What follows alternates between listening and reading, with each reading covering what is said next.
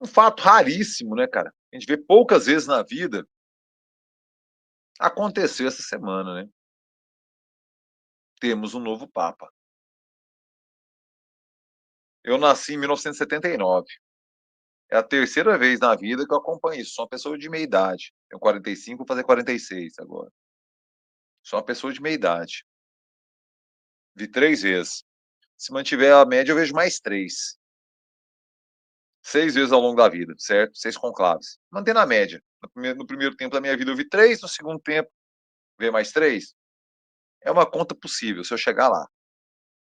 A tendência, pelo desenrolar normal da vida, é assistirmos então aí seis conclaves ao longo da vida. Copa do Mundo, tendo em vista uma vida de 90 anos, algo bem plausível para a nossa geração. Veja você, Francisco morreu com 88. Você vai ver 12 Copas do Mundo. Eu fiz de cabeça aqui. No mais, 40 anos você vê 10 Copas do Mundo, 80 anos você vê 20 Copas do Mundo, 90 você vê 22 Copas do Mundo ao longo da vida. 22 Copas do Mundo e 22 Olimpíadas, em média. Tem gente que chega a 23, 24 no máximo. Tem gente que, Deus me livre, não vê nenhuma. Tendo em vista uma vida de 90 anos, você verá umas 20 Olimpíadas, umas 20 Copas do Mundo e uns 5 ou 6 conclaves. Então, tirar esse fator de excepcionalidade do que vimos é de uma burrice atroz. Eu, até o Bento XVI, eu já tinha 20 e tantos anos, quando ele assume o papado em 2006. Lembre-se, eu sou de 79. Eu só tinha uma figura de papa na vida.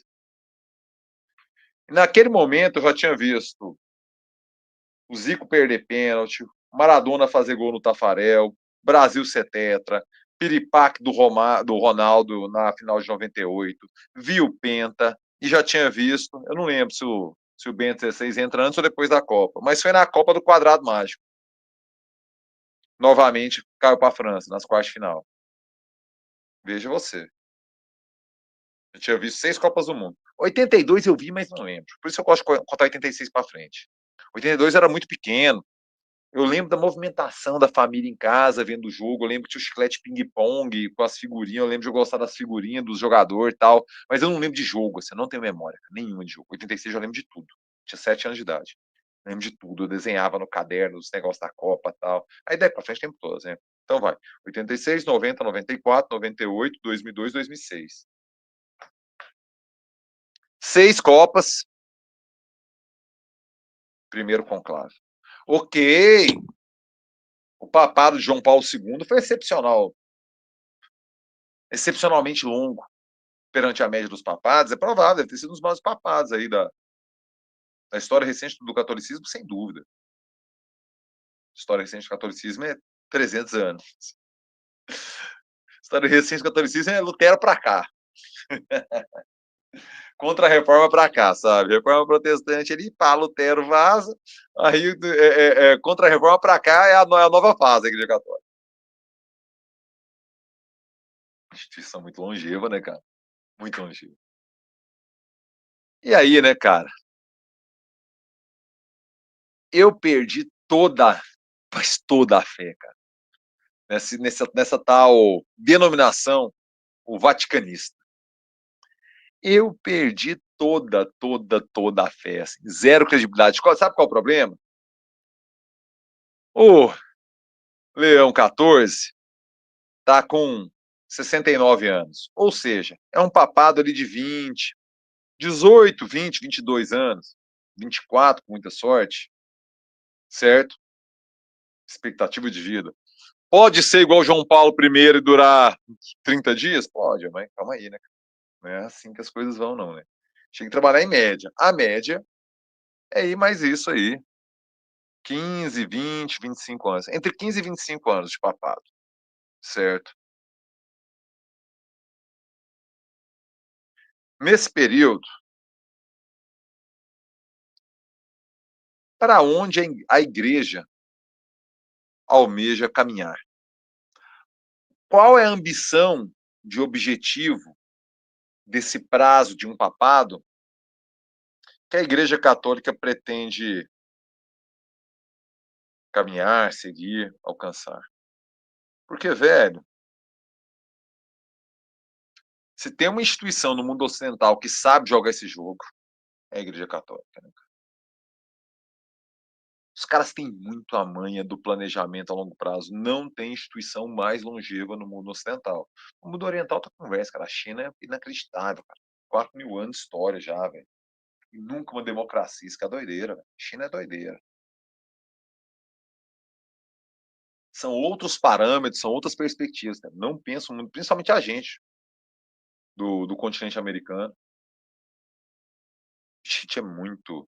Nós, principalmente, né, os oriundos da colonização europeia, digo nós, brancos, e claro, os africanos também, a exceção dos indígenas, que tem uma relação com o continente muito mais longínqua que nós, descendentes de africanos ou europeus, sempre levando em conta a miscigenação. Acho Darcy Ribeiro um grande pensamento. A gente é muito novo, muito recente. A Igreja Católica é o mais perto que a gente tem de uma perspectiva chinesa do mundo ocidental.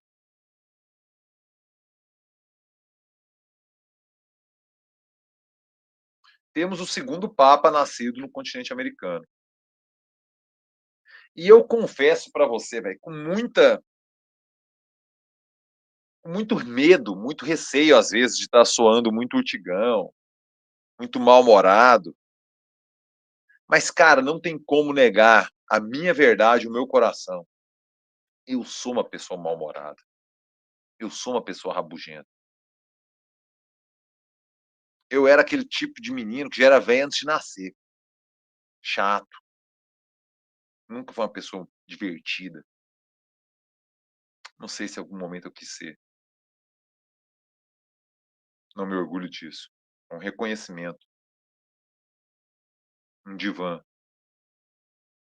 Sou uma pessoa bem complicada de conviver. Não sou uma pessoa fácil. Como se eu precisasse fazer essa confissão, para você que me acompanha aqui, né? Já tá sabendo de cor e salteado. Eu fiquei num bode. Eu fiquei, cara, quase puto. Puto não fiquei, porque eu não fiquei putaço, mas assim, eu fiquei com bode, eu fiquei boladaço, velho, com essa história de Papa dos Estados Unidos, Papa americano, primeiro americano.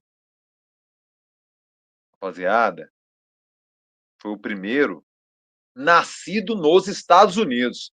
Vamos ter um pouco mais de zelo pela informação. Vamos ser um pouco mais cuidadoso, preciosista. Ok, eu sou um dinossauro do jornalismo, eu já morri, igual dizia Paulo Francis. Eu já morri, ok. Mas, cara, a informação correta é Prevost é peruano, nascido nos Estados Unidos. Essa é a informação precisa. Ele se naturalizou. Ele escolheu a cidadania peruana. Lidem com isso, porra! Qual a dificuldade de reconhecer o óbvio, o lulante, aquilo que esfrega a sua cara, tipo uma palha de aço, e faz sangrar a maçã do seu rosto? De tão explícito, de tão na cara, de tão óbvio. Pelo amor da Santa Virgem Maria, tenham decência ao publicar, ao falar as coisas. Cara, eu tenho um respeito profundo, velho, pela palavra. Sou muito zeloso da palavra. Do significado das palavras. Cara, a palavra paga minhas contas. A palavra faz eu poder sustentar minha família. A palavra faz eu poder tomar essa água com gás aqui agora. Sabe? Pagou tudo isso aqui, cara. Eu sou um devoto do significado das palavras. Eu trabalho com comunicação. Eu sou um jornalista. Cara, eu, eu, eu aí você vê que eu fiquei putaça, na verdade. Eu não fiquei. Eu tava errado com esse speech. Eu tô falando, eu tô ficando nervoso. Por que as pessoas não se atentam Primeira vontade do cara. Ele quis ir pro Peru e falou que é peruano. Se ele tá falando, é você, trouxa, que escreve, que fala, que comenta, que publica, que dá rata, que vai falar que ele é americano?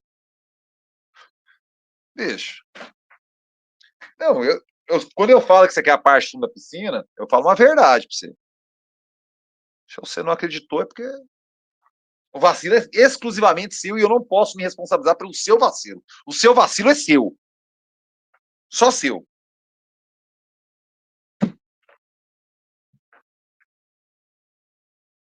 O que é nacionalidade? O que é um país?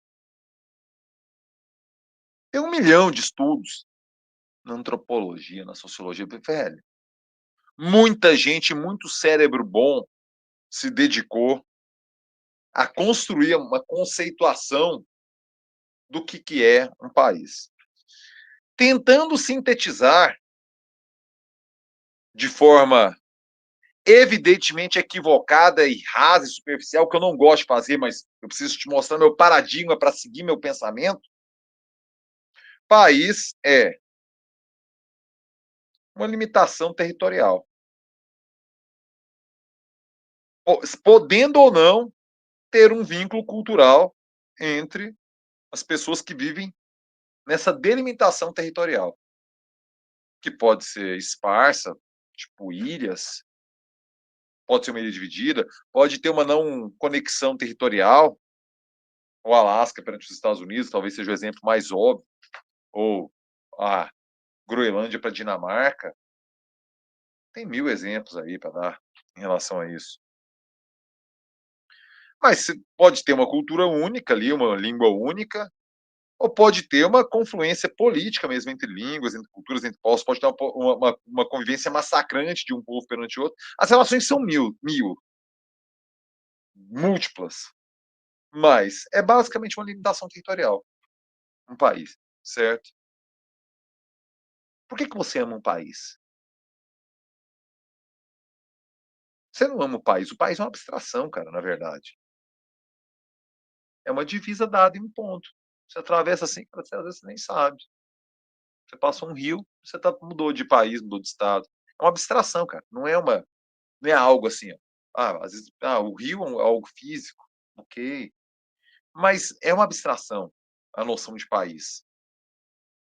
E o que faz você ser brasileiro, português, argentino, chinês, paquistanês, receber a primeira lufada de ar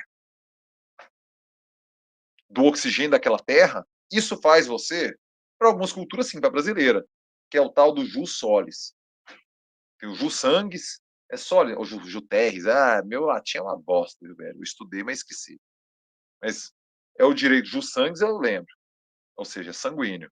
Você é como mais ou menos o modelo europeu, né? Se você é filho, neto, bisneto, aí tem quantas gerações você pode ser de um fulano daquele país, que em dado momento nasceu lá, também em dado momento alguém nasceu lá e virou lá. Você permanece com o direito de cidadania. Outros é Jussoli, Juterres, eu não, porra, esqueci totalmente, velho. Desculpa aí, minha memória é péssima. Você é daquele país. Por que você ama um país, cara? Porque o primeiro o acaso te botou ali. E você construiu relações, cara. Pessoais, aquele ambiente, aquele cheiro, aquela comida, aquela cultura, aquelas pessoas, aquele idioma. Você vai pegando gosto. Mas convenhamos, é a puta coincidência, sorte, azar, acaso, é o mais puro acaso. Você nascer num país, a gente ser brasileiro, ou o Nuno, que nos acompanha, que é português, é só o acaso, velho. Não tem nada que te fez escolher ser brasileiro. A gente nasceu aqui. Tem uma categoria de gente que é uma exceção, cara. Os naturalizados. Essas pessoas já adultas, já plenamente cientes das suas condições, das suas possibilidades, dos seus amores, dos seus ódios, dos seus prazeres, mas principalmente dos seus quereres, como diz o Caetano, a partir dos seus quereres, a pessoa prefere ser de outro país. Fala, não, eu abdico de todos aqueles valores, de todas aquelas culturas, de todo aquele universo. Por quê? Porque eu, de forma consciente, espontânea, partindo do meu querer, da minha vontade, do meu amor perante o que, neste novo espaço territorial vivo, eu abdico daquela cidadania e agora eu me naturalizo cidadão deste país. Quer coisa mais reveladora da vontade de uma pessoa que uma naturalização? É raro isso acontecer, velho. As pessoas trocam mais de religião do que trocam de nacionalidade. Ou seja, é mais fácil trocar de Deus, daquele que você crê, que você se curva perante aquilo que não alcançamos de forma racional, a sua coisa mais íntima, bonita e profunda, que é a sua religiosidade. Você troca, às vezes, de religião, mas você nem sequer pensa em trocar de país. Ou seja, a noção de nacionalidade ela é mais profunda na média do ser humano do que a noção de espiritualidade, religião. Isso é profundo, isso é louco, velho. Pensa. O Provost, o Prevost, até agora que não caiu ainda a ficha do nome dele. O Prevost escolheu ser peruano. Ele quis ser um cidadão do Peru. No pleno gozo das suas mais perfeitas faculdades mentais. Ele quis ser peruano. Porra, rapaziada. O Papa é peruano, nascido nos Estados Unidos. Qual a dificuldade? Qual o problema de entender isso? Porque para mim parece de uma obviedade atroz, cavalar, mastodôntica, absurdamente óbvia. Por que as pessoas não lidam com óbvio? Por quê, velho? Papa americano, não. Não. Papa nascido nos Estados Unidos, sim. Ah, mas ele tem dupla nacionalidade. Ok. Para fins legais, sim. Para fins afetivos, a gente viu o que ele fez lá quando alcançou a possibilidade. Imagine a emoção de uma pessoa que devotou sua vida à Igreja Católica chegar no mais alto ponto, aquele que você vira, vamos bater a real, um monarca absoluto. Você não era sangue azul, você não era um príncipe que estava sempre preparado, você estava numa disputa. Você tinha uma chance, mas tinha outros 132 ali. São 133 cardeais papáveis. Você é um desses. Ok, é um funilaço, você já chegou muito perto. É um tanto de gente que nunca vai ser papa na vida. Essa geração de cardeais agora, um papá de 20 anos, poucos, cara, terão chance de ser papa novamente. Ou seja, é a chance de uma vida. O Prevost chegou lá. Nesse nível de emoção, nesse nível de importância simbólica desse cara. E estando lá, nesse momento mais emocionante, crucial de sua vida, o que ele fez? Ele não falou de Chicago. Ele falou da comunidade que ele era bispo lá no Peru. Ele não falou inglês. Ele falou em espanhol. Quando quis falar com os seus e mostrar as suas raízes. Gente, com toda a sinceridade do mundo, abra o seu coração para tudo isso que eu falei. Qual é o argumento plausível perante, principalmente, a vontade maior do Papa de ser, de se dizer, de se compreender como peruano? A rapaziada não entendeu. Eu não consigo. Eu não consigo entender. Não sei. Não sei mesmo.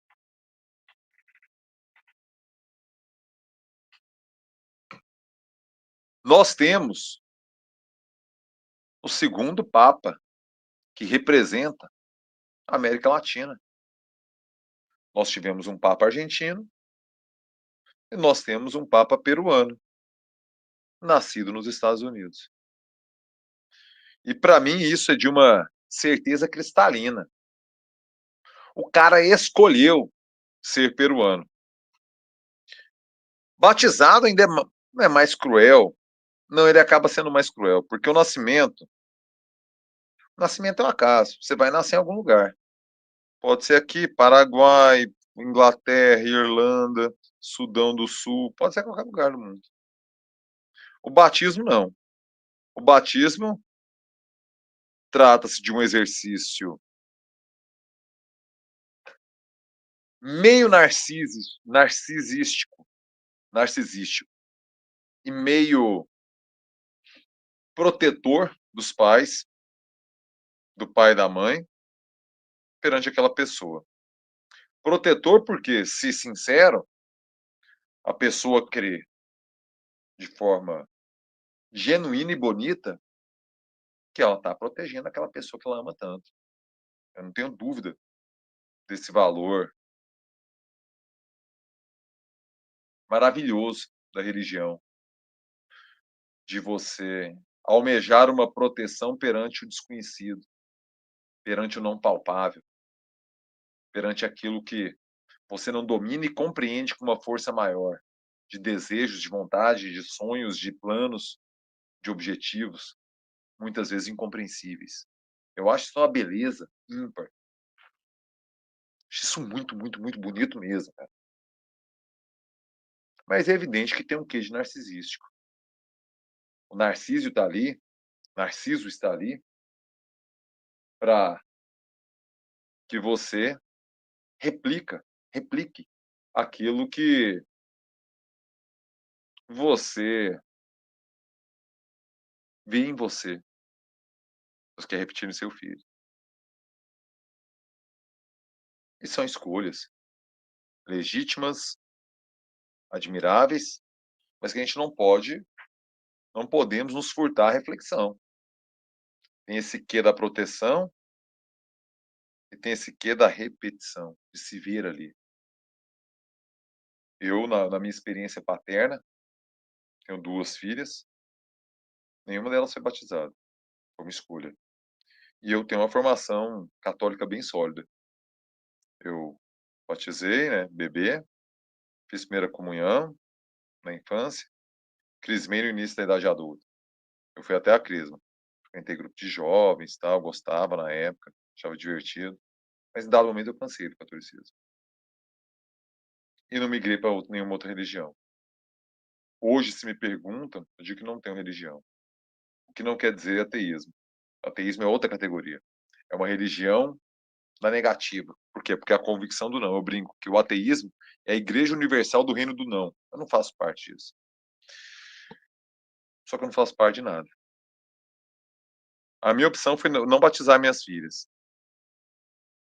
Se as mães delas, porque são de relacionamentos distintos, se a mãe da mais velha ou da mais nova falasse, não, quero batizar, tal, não sei o quê, provavelmente eu não colocaria nenhum tipo de imposição, independente da fé, independente do que fosse. Cara, se é importante para ela, não é para mim, cara, vamos lá e faz. Só que nenhuma das duas levou isso tão a ferro e fogo. Nenhuma das duas, ela botou fé, quis, tal. Religião não ocupava um espaço de significado tão grande assim para nenhuma das duas mães das minhas filhas. Mas eu não teria problema nenhum em participar de um batismo em qualquer religião. Se fosse, eu faria o curso, tal, de boísmo, de boísmo. Só que quantas pessoas você conhece, cara, que mudaram de religião? Que em dado momento entraram no pira, tal. Muitas vezes, já velho, cara, as pessoas mudam muito de religião, né, cara? Mudam muito, cara. Essa angústia da incerteza, né, cara? De você acreditar em algo, sentir algo, mas não ter muita convicção, e deixa meio solto, cara, no oceano. Veja você, é mais fácil trocar de Deus, de fé, de religião, do que trocar de país. quando a pessoa escolhe ser naturalizada de um país, diz muito da vontade dela querer estar junto àquele povo, se ver naquele território. Repito, repito, Prevost é peruano. Ele quis ser peruano. E os lambedores de bota de Tio Sam e companhia que lidem com isso. Deixa o like aí, rapaziada. É importante demais o seu like, fortalecendo aqui o trampo no YouTube.